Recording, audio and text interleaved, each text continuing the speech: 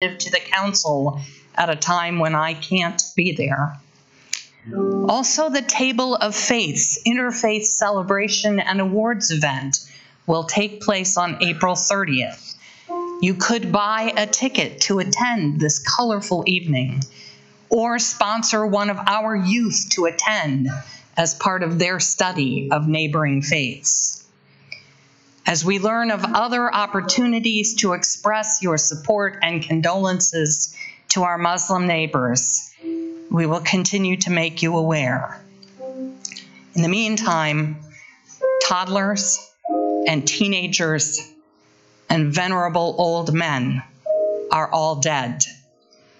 The founder of the Al-Nur Mosque paces the ICU where his son lies fighting for his life, while people across the globe continue to spew messages of ignorance, intolerance, and arrogant privilege. We must be the immune cells of this culture, ever alert to counter the impulse of hate wherever it appears.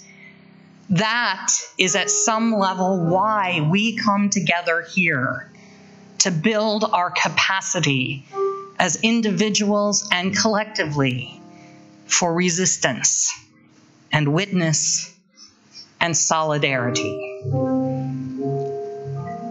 Always the answer to evil is a renewed dedication to the good. Let us lift up our broken hearts and name the violence and sorrow that has touched our world. Then let us take up with greater determination our promise to dwell together in peace, to help one another, to build the beloved community.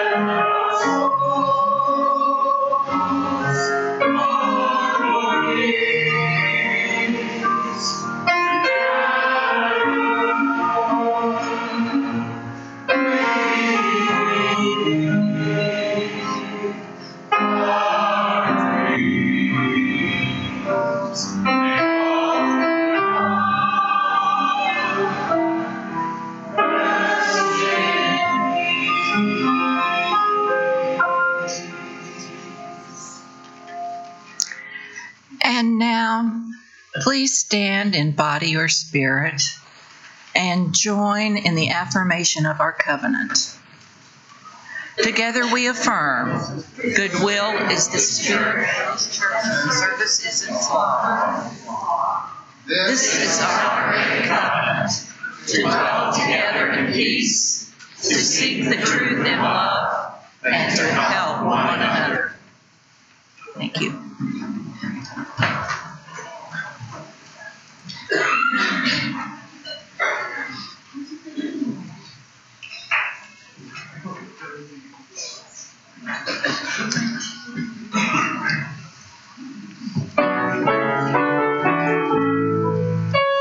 There'll be days cold and dreary, your eyes sad and teary, but you know the sun will soon be shining through.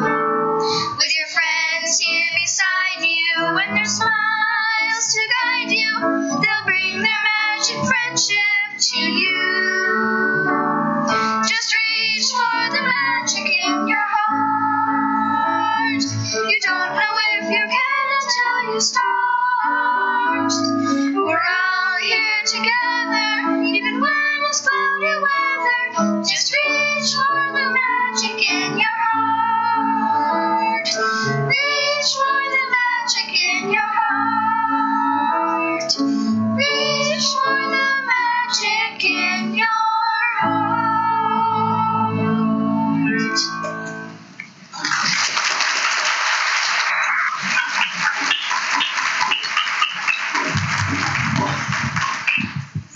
Thank you. Our children and youth have decorated some Valentines for each one of you this morning. We originally decorated these Valentines for our February 17th church service, but it was postponed until today due to the bad weather, and we think it's never too late to share a little love with you. Our children and youth have decorated these Valentines with a lot of creativity and a little bit of love, and each child's name is on the back of their Valentine. I hope you take your Valentine and put it on your refrigerator at home or on your file cabinet at work. Let this Valentine remind you that we hold a space of love and welcome for each and every one of you here at All Souls. We'll put any leftover Valentines in baskets in the lobby. Perhaps some of you adults or children or youth would like to take an extra Valentine or two home with you. Think of someone you know who lives alone and take that person a Valentine. It could be a neighbor, a friend, or a family member. Let's share our love with others and put smiles on lots of faces. After we passed out the Valentines, our preschoolers, kindergartners, and 1st through 3rd graders will be sung out to their classes. Our 4th graders through 12th graders will remain in the service with us. Will those of you who are passing out the Valentines come forward now, please?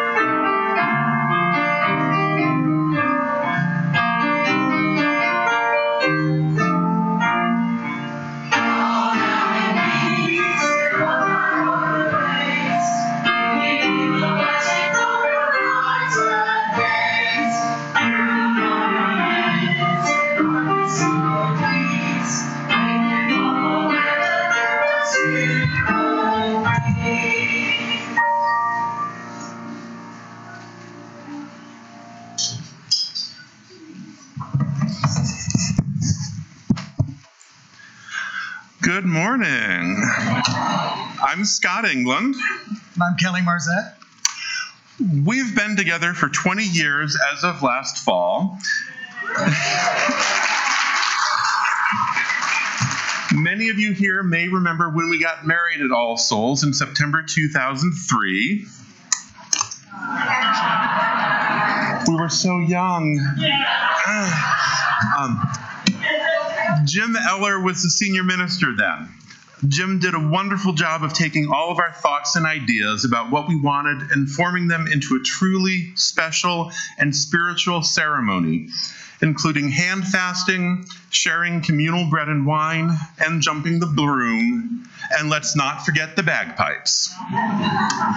He supported us when we said that we were going to have a wedding, not a commitment ceremony, because that was what we wanted and that was what was important to us.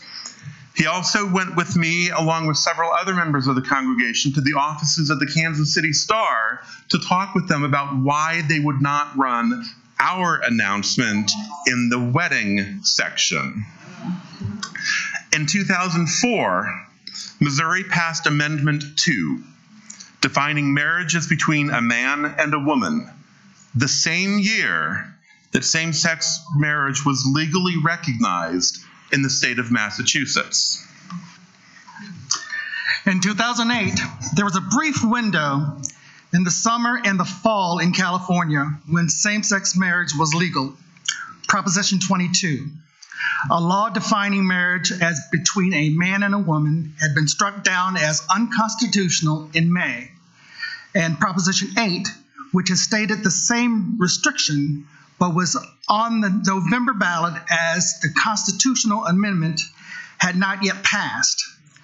I surprised Scott by booking us plane tickets and an appointment at a San Diego courthouse on our 10th anniversary to get legally married. And he showed you the picture already.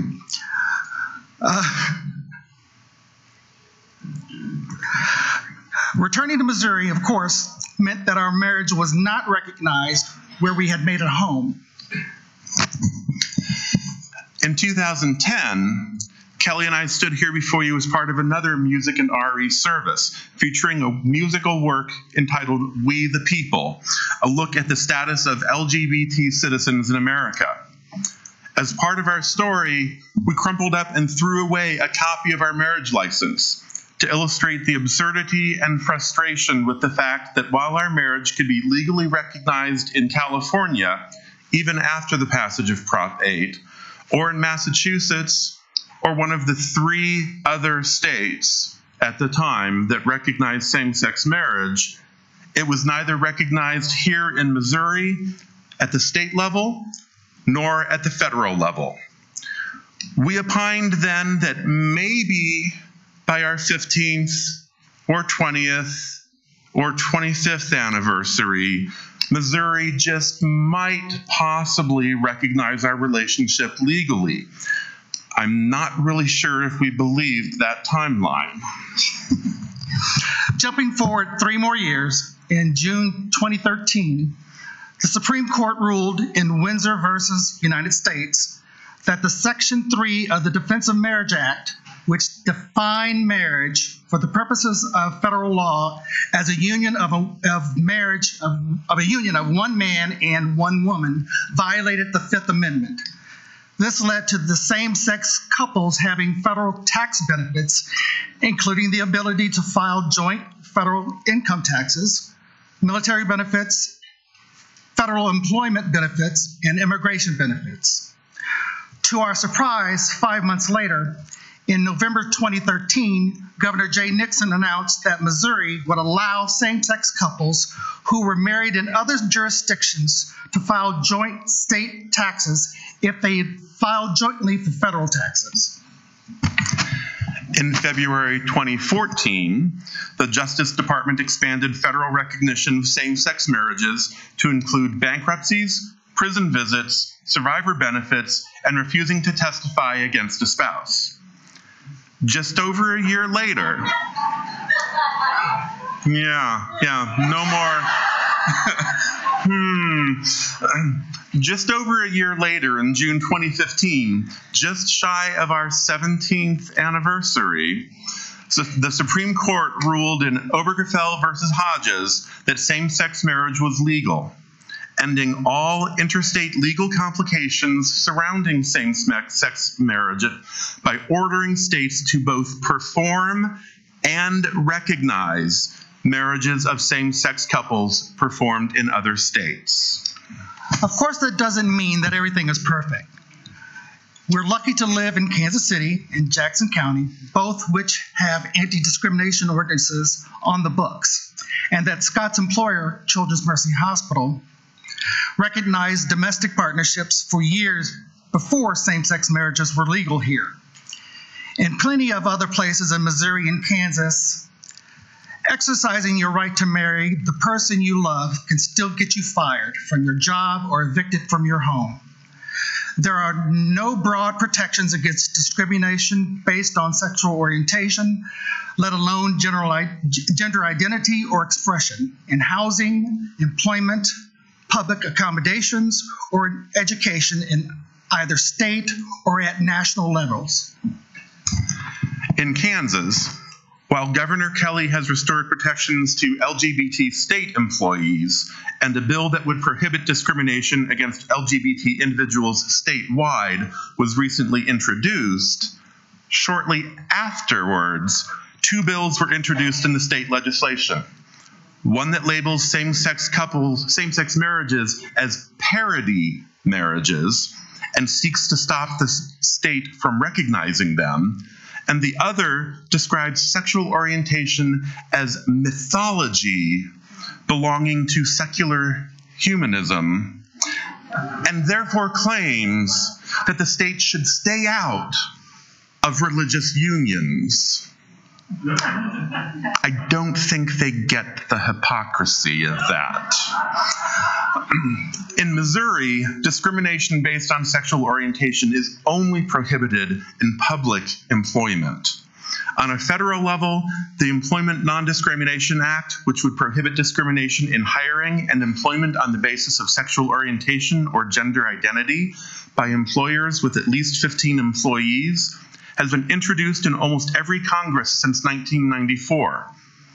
The Equality Act, which would amend the Civil Rights Act to prohibit discrimination on the basis of sexual orientation and gender identity in employment, housing, public accommodations, public education, federal funding, credit, and the jury system, has been introduced in the last two Congresses and is expected to be introduced again this year. All Souls stood up for us and not only recognized, but celebrated our relationship at a time when not many did. As for the rest of the world, it's taken time, but it has gotten a little bit better. And it will continue to get better as long as we all continue to work for social justice.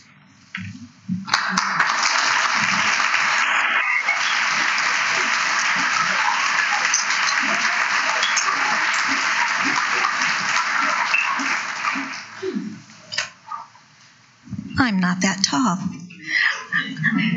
I'm Cynthia Butcher, and a member of this congregation since 2012. I am here to teach you in 8 easy lessons how to raise a transgender child. Yeah, easy. My daughter Abby came to us at 2.5 years of age, knowing only Chinese and not liking me very much. We named her Abby because it just seemed to fit that sweet little girl face that we saw in her photos. Since she was only 5 weeks older than our other adopted child, Lauren, we were able to dress them in identical dresses and cute toddler clothes, and they were often assumed to be twins. Abby picked up English rather quickly. By the time she was 3, she could respond to simple questions such as, which block is blue? Or where are the flowers? And we used picture books to help her build her vocabulary. One day, while looking at a book of children of various races, I asked Abby to show me the child who looked like Lauren. She quickly pointed to the Asian girl in the long black hair. Next, I asked her to show me which child looked like Abby, and she pointed to a blonde boy. So I tried again. Which little girl looks like you? And without hesitation, she pointed to another boy. I found this to be a little interesting. Abby had already shown a propensity for being a tomboy. She hated dolls and stuffed animals. She preferred toys that society deemed to be male, as if toys were born with a gender. I mentioned her comment to my husband, and we tucked it away, not thinking much of it at the time. Lesson number 2, listen. Around age 5, Abby had a pretty good grasp of the language, despite having a speech impediment. She talked all the time and was a wild bundle of energy. We got to talking about what the girls wanted to be when they grew up. Lauren wanted to be a mom and a teacher. Abby had a totally different take on that question. When I grow up, she said, I'm going to be a boy. When you grow up, I said, you can be whoever you want. Putting one and one together, I headed straight to the bookstore and bought everything I could find on raising a transgender child.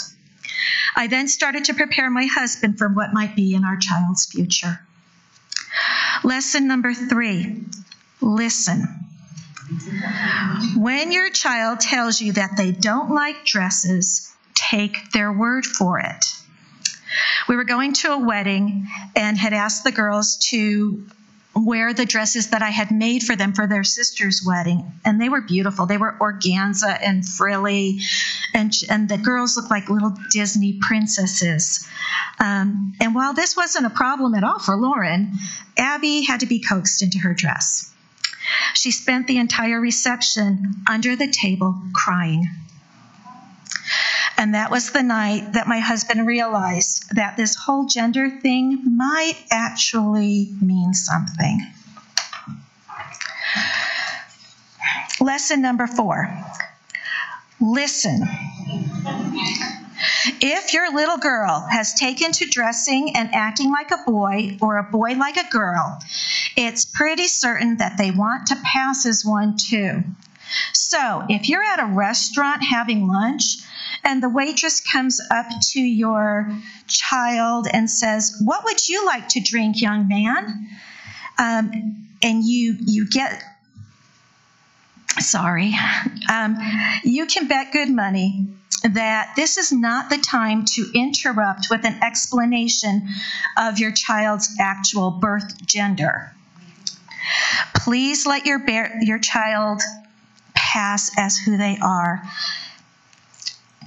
You owe the waitress nothing but a nice tip, and let your child keep their private affairs private. Some of this is kind of emotional. I apologize. Thank you. Lesson number 5, listen to me carefully. We have been seeing a child psychologist to help Abby's attachment issues. By this time, our relationship had improved significantly, but we were hoping that the psychologist could help us through this whole gender sexuality quagmire that was becoming all too real for us as the years passed. As we allowed Abby to openly discuss her feelings, she started telling us that she had crushes on girls and thought of herself as a lesbian. And she still wanted to grow up to be a boy. Life would have been much easier if she had just been born one in the first place, she told us.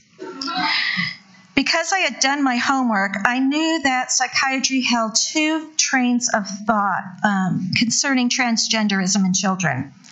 The one I believed in stated that children are born this way.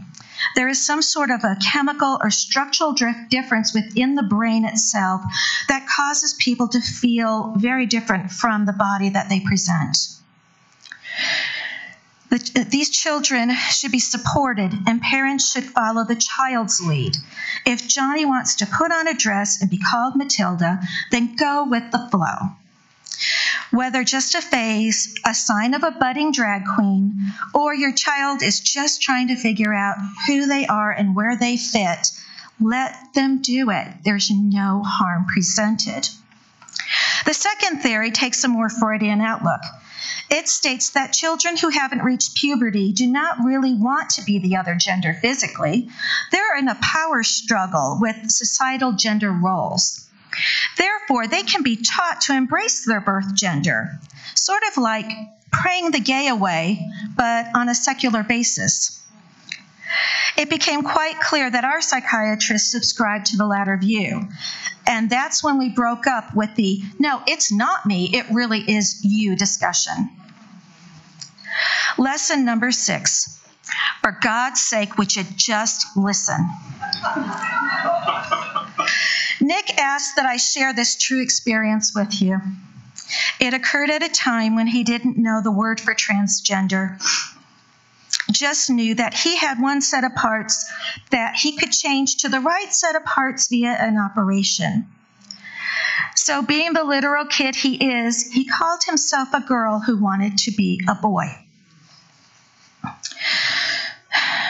Nick wants you to know that if you see a child, maybe an older child who's around 10, going into the wrong restroom, just let them.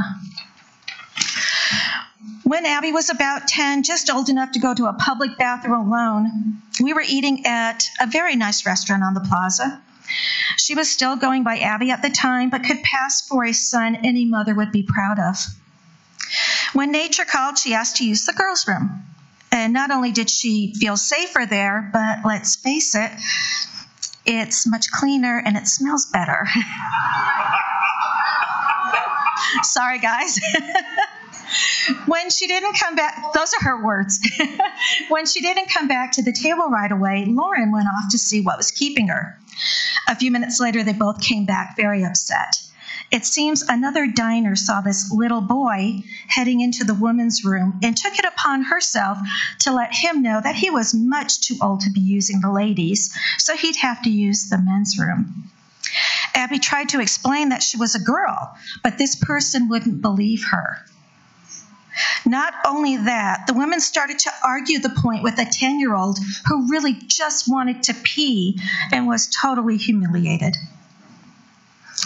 And then Lauren came to the rescue. Mom wants to know what's taking so long. Well, this lady won't let me use the bathroom. She says I'm not a girl. And Lauren looked at her and said, that's my sister Abby. She's a girl. Well, I don't think there was an apology. And this woman certainly didn't approach me because there would have been a lengthy discussion. Lesson number 7, listen. Because we listened to our child, we knew that society might not make her life easy.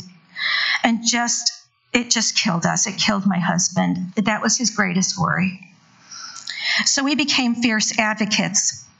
I would start off each school year with emails to Abby's teachers, giving them a heads up as to which line she would get in, which team she would join, and which lunch table she would choose when the class was divided by gender.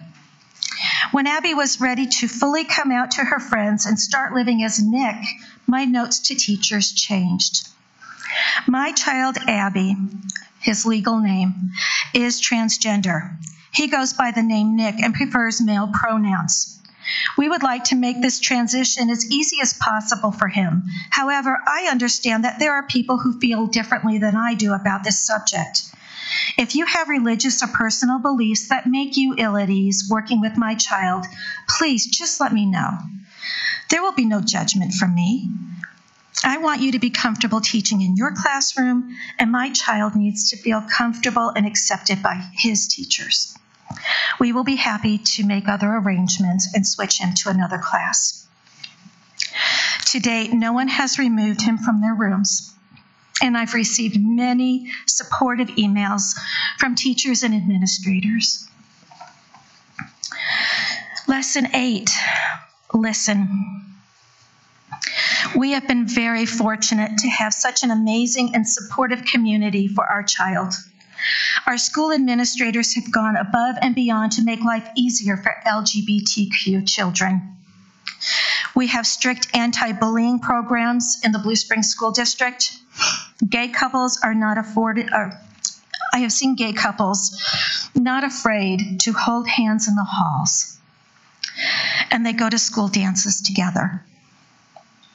Nick is not the first or only trans kiddo to come along either, but I've talked with many teachers who have told me that they know of other trans kids in their classes kids who have come out to them. However, their parents will not acknowledge them or accept them. And that breaks my heart. We have worked hard to make sure that Nick has other support systems outside of school. He is part of the transgender clinic at Children's Mercy Hospital, and he has Hall of You here at All Souls. We purposely joined this congregation because we wanted him to be with people who were accepting, non-judgmental, and maybe even a little bit like him. I remember the first time he met Ruth Robarge and her wife, Barbara Bemis. This was back in the days when he thought he was a lesbian. I introduced Ruth and Barbara as a couple, and he thought for a second, and he looked at Barbara and said, "Are you a tomboy?" Because that's how he addressed himself at the time. And without a pause, she thought about it and said, "I think I am." Later, Nick met Barbara Leah's son, Riley. I was very blessed to be asked to be his mentor and was fortunate to watch him transition into a wonderful young man. Last year, we met up with Riley at the KC Pride Festival. A young adult now, Riley is living his true self and has undergone top surgery. And so he spent time with Nick answering all sorts of questions and proudly showing off his chest scars. This community has been a blessing to us in other ways. I've been allowed to teach children's RE classes for a number of years. And as we were working on these beautiful rainbow valentines for you, some of the kids were asking exactly what LGBTQ stand for. Well, right away, several other students in the class, knowing, stood up to give their definitions, which were spot on. And at that point, two of my students said that they were LGBTQ. And this was news to me. I hadn't heard that from them before, and I was really proud of them, and it warmed my heart that they felt safe enough here at All Souls that they could come out to their classmates without fear of retribution or shame. By listening to my amazing son, I've learned how to support, advocate, enable, and protect a child who does not conform to non-binary gendered society roles. And though some would consider this very abnormal, I'm here to tell you that he is growing up to be a talented, intelligent, and in his words, heterosexual young man. Now, because we want all people to feel comfortable in this congregation and in their skin, the Welcoming Congregation Recertification Committee has provided pronoun stickers. They're kind of tiny, but they do say he, him, his, she, her, hers, they, them, theirs, ye, they, whatever. It's the whole roll. We have them spelled out, and we have blank ones for those of you who identify as something unnamed. And I have them here. If you'll find me after the service, we'll find a place to put these. I will hand them out. And we want you to feel comfortable here at All Souls as well. Thank you.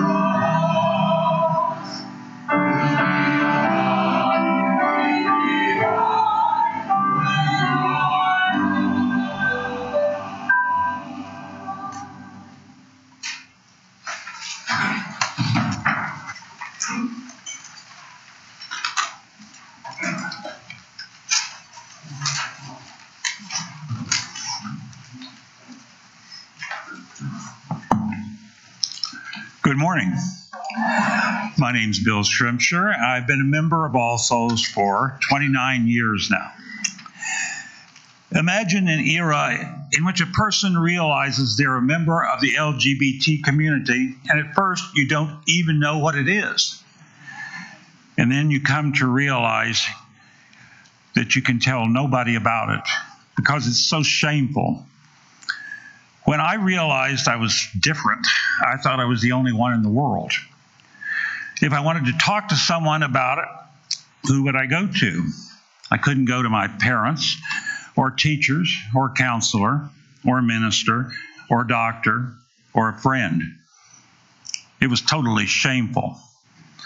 I kept this secret close to myself during all my high school years, as well as in college. I never heard the shameful term mentioned, except in crude jokes and an occasional medical article about its possible causes and cures. The American Psychiatric Association classified LGBT people as mentally ill. In my case, I became a teacher. I definitely had to be careful in that profession. Of course, there was no such thing as a profession where one could be open. In the 60s, the first glimmers of what was then called gay lib appeared. A few brave souls in cities like New York and San Francisco stood up and proclaimed gay pride. I had the first feelings that I might not be so alone and so abnormal after all. Still, the closet remained with me. I began to know a few others like myself through a sort of gay underground. Larger towns and cities had gathering places where LGBT folks could be themselves and discuss the situation with each other. Knowing others like yourself was a big help. By the 70s, there were a few LGBT organizations. They were rare and they were far between, but it was known that they existed. There was even a church, the Metropolitan Community Church, that served the community. Still, if one admitted to being a part of that community, social scorn, loss of job, maybe family, was a very real thing. In the 80s, AIDS appeared, and the religious right rejoiced. Here was a plague, like in the Bible. It would wipe out these hated people, at least the men. This was a step backward. President Ronald Reagan never even mentioned the disease or the people who had it, but progress was inevitable. Treatment methods were developed to extend the life of AIDS patients, and the disease appeared more and more in the straight community. By the 90s, more LGBT people were in a position to come out, and the more they did, the more the straight community realized that they were real people. They were friends, they were neighbors, they were family. By the turn of the 21st century, LGBTs began to be protected by ordinances in some liberal states and cities. Gay marriage was even discussed, or at least civil unions. The more that people realized LGBT folks were just that, people like others in most respects, the more tolerance and acceptance began to appear. It was getting better, a lot better. Today, gay marriage is a reality, and LGBT people are seen openly. There are openly gay Congress people and other elected officials. But even now, there is discrimination in conservative circles, and LGBT folks may feel threatened, upset, and isolated. However, now there are resources for help. If you feel you need help, you can find it.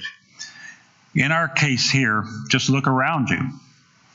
These All Souls people are willing to be your friends and to offer acceptance and peace. In my case, the biggest step forward was in 1989 when I first came to this church. Thanks to you and our fellow UUs, it really does get better. Thank you.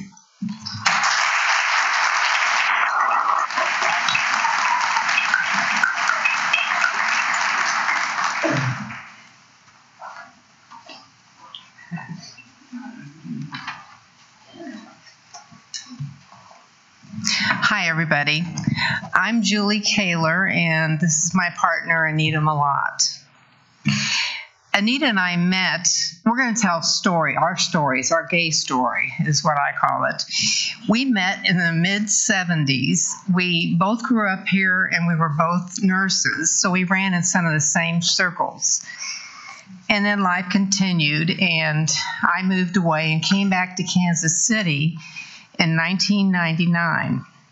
In 2000, we made our first commitment to each other.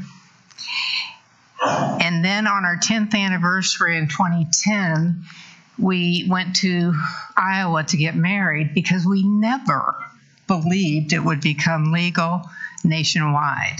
We were as surprised as anybody. I want to start by saying it does get better. There continue to be problems, but it gets a lot better than where my story started. And I just took a difficult, windy road to get to better, but I got there. In 1969, in my last year of nursing school, I was summoned to the director's office. I didn't think anything of it. I went, and she sat me down and she said, "It has been reported to me that you were seen kissing a girl." And she said, "Is it true?" And I said, "Yes, it is." And she said, "I want you to turn in your resignation." I was top in my class. I was well respected. All of a sudden, I became a pariah. And what did I have to do? I had to call my parents to come get me. And so that was how they found out. They promptly sent me to a psychiatrist who they thought would fix me.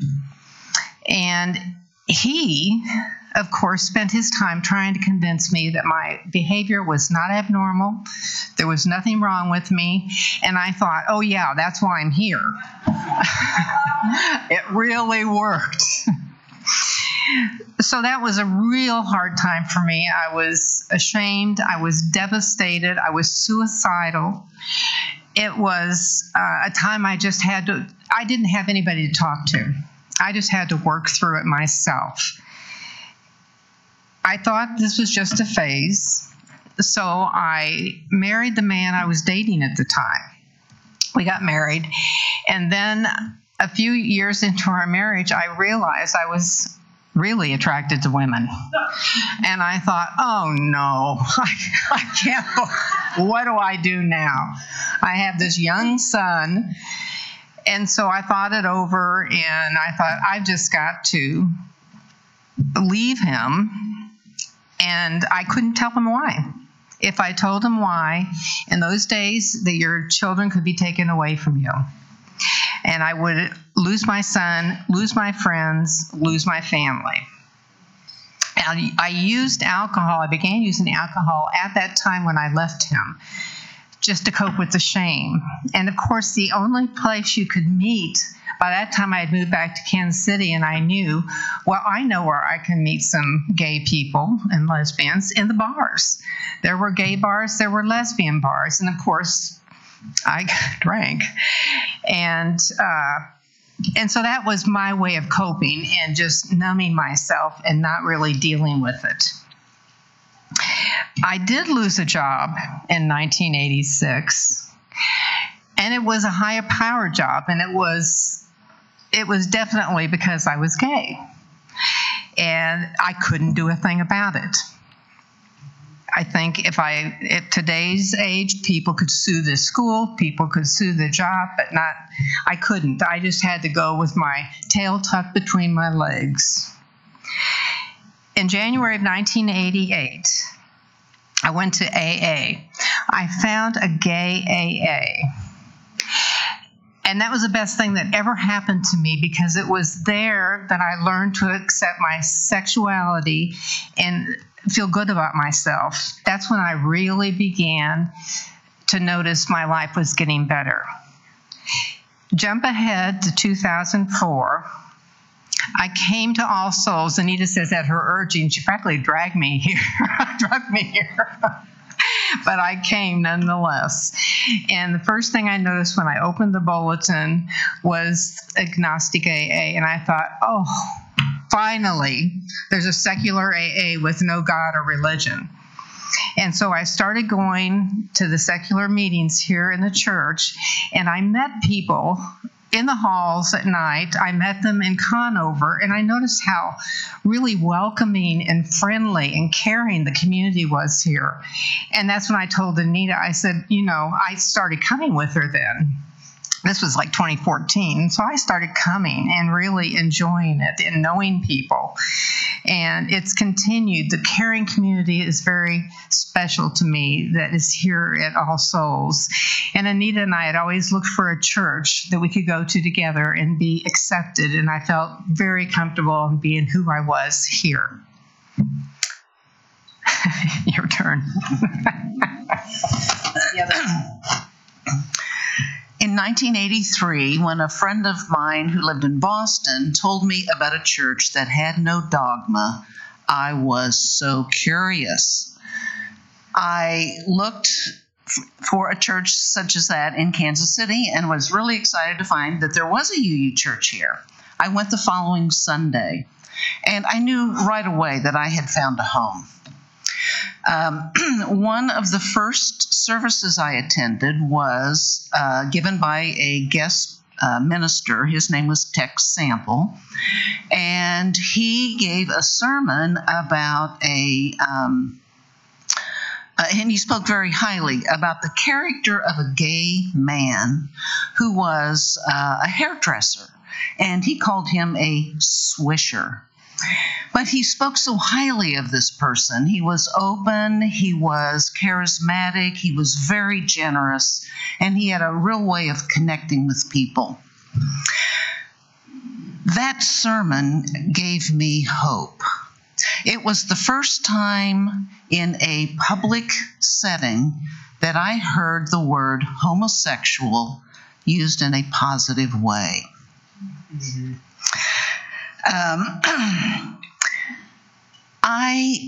I was in the closet. I had 1 foot in the closet and 1 foot in denial because I was so afraid. And among my fears, there were many, but among my fears that my mother and my sister would never be able to hug me if they knew. That was tough. In the early 90s, so here I continued to attend All Souls, and in the early 90s, there were a group of very outspoken, and they were very courageous, people, led in part by a transgender woman, Davina Gabriel. And they became active in the church. And I saw firsthand how the congregation responded to them. And it was, very, very important to me. For many, it did not occur to them to pass judgment. Oh, we got some gays and transgender. It did not occur to them to pass judgment. And I remember Chris Cheatham saying, I didn't know you all were discriminated against. I mean, it just never occurred to her. Really, truly. That was Chris. The first principle, the inherent worth and dignity of every person, really spoke to me personally. But it wasn't enough to have it said or, posted or whatever. I really needed to see it firsthand. And it was the people, really, it was the people at All Souls and the way they responded that gave me the courage, finally, to come out of the closet and accept myself for who I was. And it was a gift.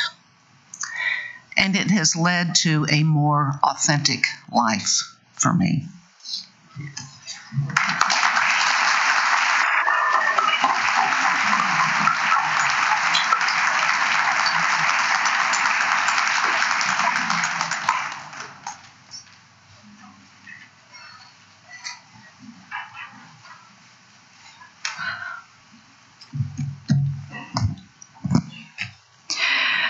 To all of you, I've introduced myself as Crystal, which is my legal name.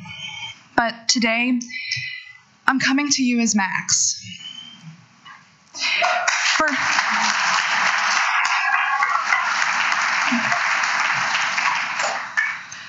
For many, gender is static.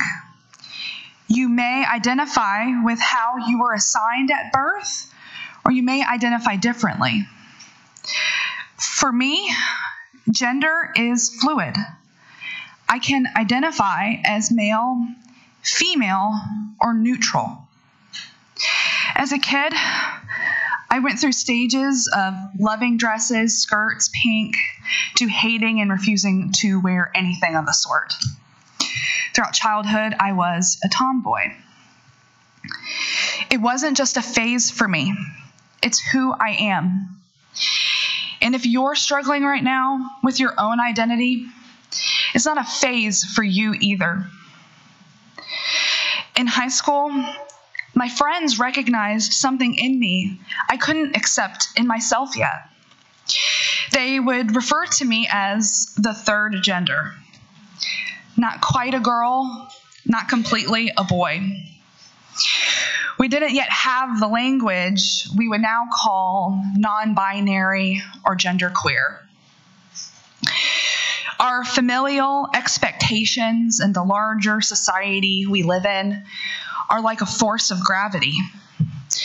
They're always pulling and pushing on us, whether we're fully conscious of them or not.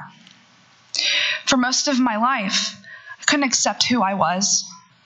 And I tried to check off all the boxes and fit in. I tried to make my insides match my outsides. But it was exhausting and just caused me to feel depressed. It wasn't until just a few years ago when I started to become involved in supporting communities such as this, that I allowed myself to explore and accept who I truly am. All Souls was the first place I was publicly out as a non-binary person, even before I told my family. I felt that even if folks didn't fully understand, that I could still be included and accepted. So, does it get better? Yes, I believe it does. But like gravity, it takes struggle and courage to break free from the orbit of what's socially acceptable for the body you occupy. My advice is to look inward first. Give yourself compassionate permission to be comfortable in your own skin. When enough of us practice radical self-acceptance, we become a powerful force all of our own that pushes back.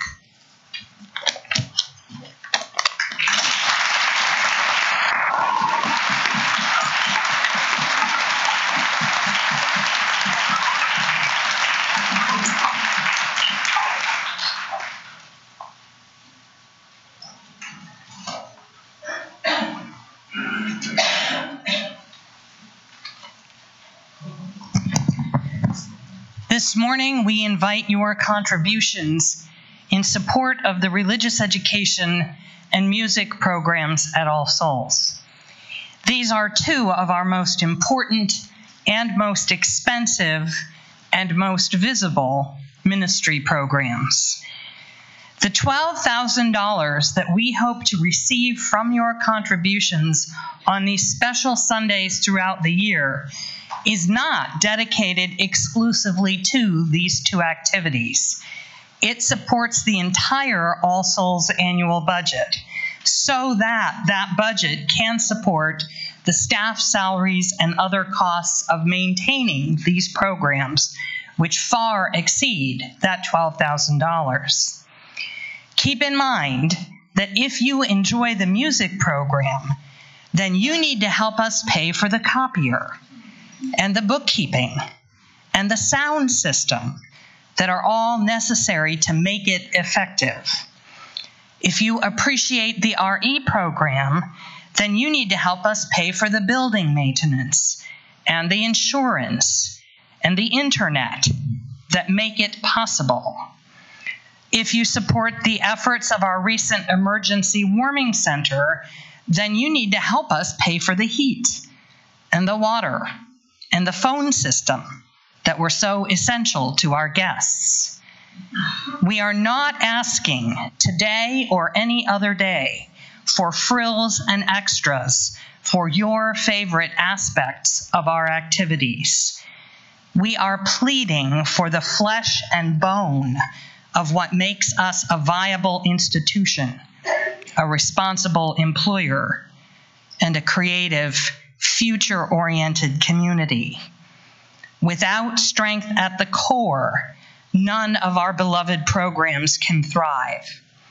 In this awareness, I urge you to be generous with your support. The offering will now be received, and gratefully, with much gratitude.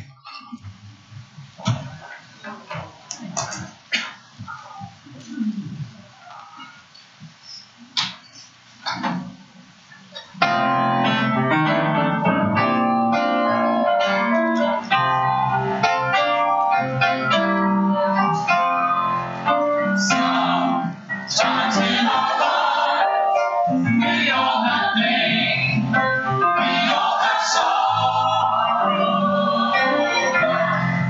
If we are wise, we know that there's always tomorrow. Lean on me when you're not strong. I'll be your friend. I'll help you carry on. It won't be long till I'm gonna need somebody to lean on. If there is a load you have to bear that you can't carry, right up the road, I'll share your load. If you just follow me, lean on me when you're not strong. I'll be your friend. I'll help you carry on. It won't be long till I'm gonna need somebody to lean on. Just call on the people when you need a hand. We all need somebody to lean on. Despite our problems that you understand, we all need somebody to lean on. When you're not strong, I'll be your friend. I'll help you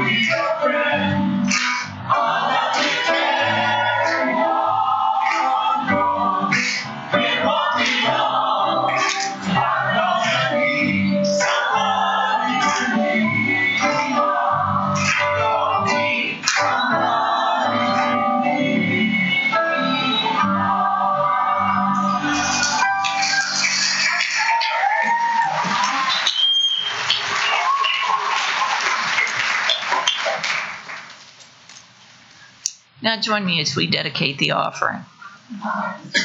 We dedicate our offerings and our actions to the mission at the heart of this congregation, to build a respectful, caring community, to inspire personal and spiritual growth, and to create change toward a just and compassionate society. Thank you.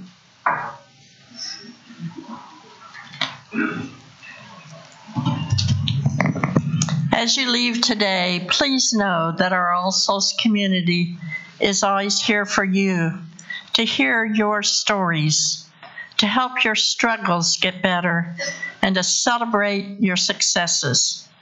Go now in peace, knowing that we hold a space of love and welcome for you always here at All Souls.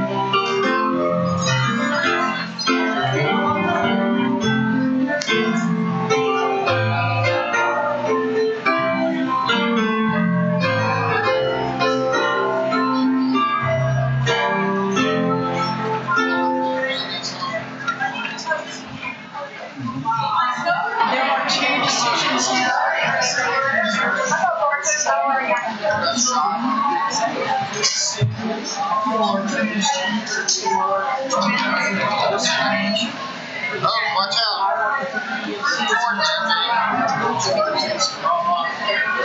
So